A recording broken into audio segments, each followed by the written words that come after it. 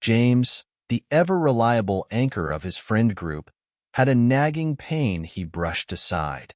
Every other weekend, they'd conquer the skate park, a tradition that transcended high school and even college.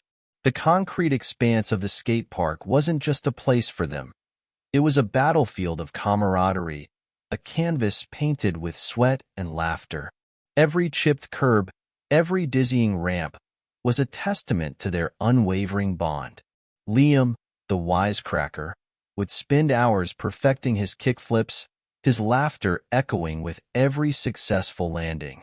Sarah, the artist, found grace on her board, her movements a silent poetry in motion. Ethan, the quiet observer, meticulously studied lines, his eventual triumph a silent roar. And James, their fearless leader, pushed the boundaries, his relentless pursuit of bigger tricks a testament to his adventurous spirit. But lately, a dull ache had settled in James's lower back, a nagging whisper that he stubbornly ignored. The adrenaline rush was his drug, pushing him to conquer every obstacle, to chase that fleeting high of defying gravity. Today, at the precipice of the halfpipe, the familiar thrill was laced with a tremor of unease. As he dropped in, the world became a blur of speed and exhilaration. Then, a sickening snap echoed through the air, followed by a scream that ripped from James's throat. The world dissolved into a kaleidoscope of pain as he crumpled onto the unforgiving concrete, his ankle a mangled mess beneath him. Today, however, the adrenaline rush from conquering a halfpipe turned disastrous. A misplaced landing sent a jolt through his leg, his scream echoing through the park. Surgery was inevitable. The break threatened vital blood vessels, and a deeper examination revealed malnourishment. His body, ravaged by stress, was consuming itself. The doctor's words were a stark wake-up call. James wouldn't reclaim his active life unless he overhauled his lifestyle. Progress in the hospital was steady, but a heavier burden weighed on James. His friend's complete absence. The silence gnawed at him, twisting the knife of betrayal. Months later, after his leg healed, they sheepishly trickled in, offering convoluted apologies. A shared truth emerged. James, their rock, their unwavering support system, had become a shell of himself. Witnessing his decline, they were paralyzed by their own shortcomings, unable to confront their faltering friend. James was left at a crossroads. Forgive their inaction or cast them aside. Were these the kind of friends he deserved? The decision was far from easy. Liam wrestled with the guilt that gnawed at him relentlessly. He'd seen the toll James's relentless drive was taking, the deepening shadows under his eyes. But fear, a cold serpent coiling around his heart, had kept him at bay. What if James didn't want his pity? What if his unwavering support was seen as a weakness Liam couldn't afford?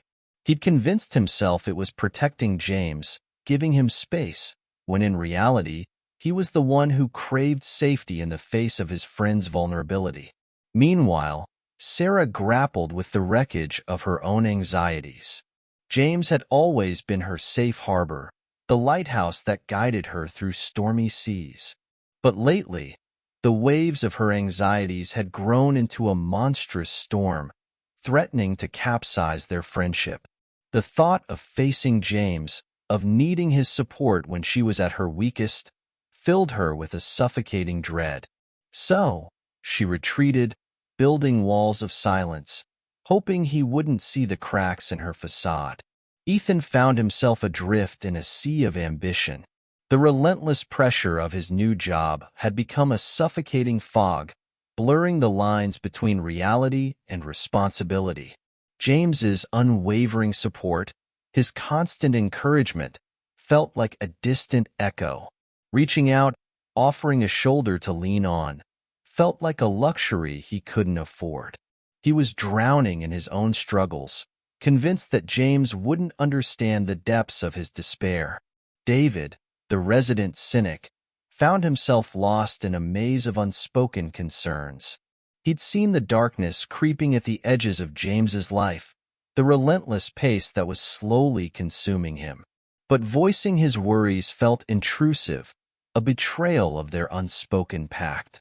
He retreated into his solitude, a silent observer, afraid that his words would be a catalyst, pushing James further down the abyss. 8 months later, James emerged from his physical and emotional recovery. He was a different person, sculpted by the fires of pain and betrayal. The wolf pack was a distant memory, a bittersweet echo of a time gone by. He had to make a choice, cling to the vestiges of a fractured friendship or forge a new path, one built on honesty and unwavering support. The decision was far from easy, but as James stepped into the unknown, a sliver of hope flickered within him. Maybe, just maybe, true friendship wasn't defined by presence in times of need, but by the courage to rebuild trust, brick by broken brick.